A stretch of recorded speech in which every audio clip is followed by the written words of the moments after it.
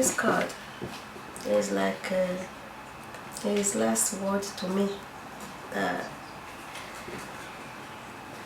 He said just a simple thank you card to show that I love you and think of you all the time. God has truly blessed me for giving me a mom like you.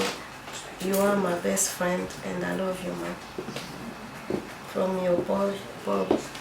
People shouldn't underrate the consequences of the numbers of lives that are being destroyed or changed far from a good direction as a result of the impact of gang violence. The pain is hard to describe and it never goes away. You learn how to live with it, but the pain is always there. Every day I wake up in the morning, I look up there. And I just make like a little kiss and I blow up there and I say, love you. I think young people have always been attracted to excitement, bending or breaking the rules, because I think when you're young, you're looking at how you're going to navigate life, what rules and what beliefs and what values you're going to have. So sometimes when young people are experimenting, they might want to bend the rules or understand. So crime is always there's a natural temptation. Some people survive that temptation, other people get lost in it. It's exciting. It's living on the edge. So the root causes, like most people will say, is about a sense of belonging, a sense of identity. Gangs give you a sense of security, gives you homes. A lot of people who work in street gangs, we don't have a sense of home. Do you understand? We don't have a real solid home. We come from broken homes. We come from places that are supposed to be our home, but a lot of the times we're in more danger in this place that's apparently called home than on the street. Sometimes some people feel alone, they've got nobody there, they've got no proper family as they see it. Or when they go home they get beaten up by their dad or something. So, I mean, maybe in a gang you feel at least one of a number who are doing the same thing. I mean, it's a pretty desperate situation and that's what you have to rely on, but for some people, that is what they rely on. Growing up where I did, the gang, the older guys, those are the people that take you under your wing. Do you understand? And those are the people that look after you. Those are the people that put food on your plate. Well, we didn't even call it gangs, we just thought it was friends. It's a bunch of friends, right? That's what we thought. And I don't think anyone's ever, gets involved for the violence. You may get one or two, but I don't think it's the violence. I think the lifestyle, in terms of the money, the women, being able to, the respect, to get a name out there, the reputation, being known, it's the whole lifestyle thing. Yeah, you have a name out there, everyone knows who you are, all the girls want to be around you. If you hang around certain people, you see them that, they're pulling up in the nicest cars, they get the best whip, the best girls out there. The girl you trying to get, who won't even look at you twice, 6 months down the line, she's chasing you. Do you understand? So it's more the lifestyle that street gangs offer that attracts people. They start to believe that if they do something, it's going to be positive, whether it's exciting or whether they're going to get a big name for it or whether they're going to be able to get some money for it. So in the initial stages, it's always about something that's going to be positive for them or their group or their community.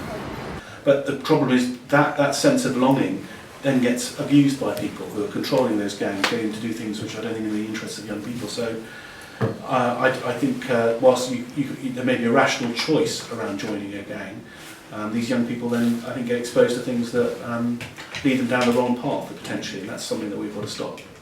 It's really important for everyone to look at why people need that sense of belonging and family. It obviously means that there's something that's missing that people coming together need to provide so that people do not seek that from gangs and that they are provided with that sense of purpose and that sense of family in their life. We need to create a stronger sense of belonging and loyalty that is stronger and deeper and more powerful than that exists within the gangs. It's about finding the right intervention at the right time for the right people. It may well be that some people will not talk to councils or MPs or government or the police, but they will talk to someone their own age or someone from the voluntary sector. So it's about finding the right way into people.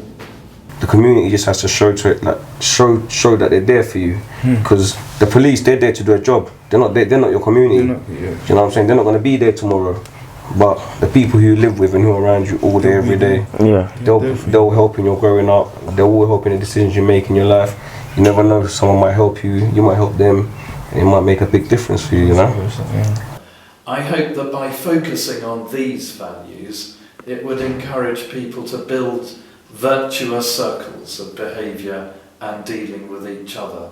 So you can't just stop with the bad, you fight the bad by affirming the good and putting the light of day on what is good. If you really have focus, and if you've got the support, like, we're lucky to have been raised by our mum, and she knows what she knew, what she wanted from her boys, you know. Some of us feel wrong, some of us are still doing well, you know, so it's just having a good support network, having the right people around you. Even if you've got nothing, if you've got the right people around you, something, you know. I think if we, like most things, if you look at an early stage, if you look at prevention things, if you look at people who are more at risk from getting involved in this stuff and work at an earlier stage, I think if we, like most things, if you look at an early stage, if you look at prevention things, if you look at people who are more at risk from getting involved in this stuff and work at an earlier stage, it's not only cheaper and more cost effective, there's better long-term success. What I want to see is that it is an area where all the streets, all the parks and the different areas do feel safe, whether it's the summertime and people are outside enjoying themselves, or it's the winter time, whatever, that there is space for everyone to feel safe, relax, spaces for people to bring their kids out, spaces for kids to play, and if we can make sure that that's happening, then we will have succeeded.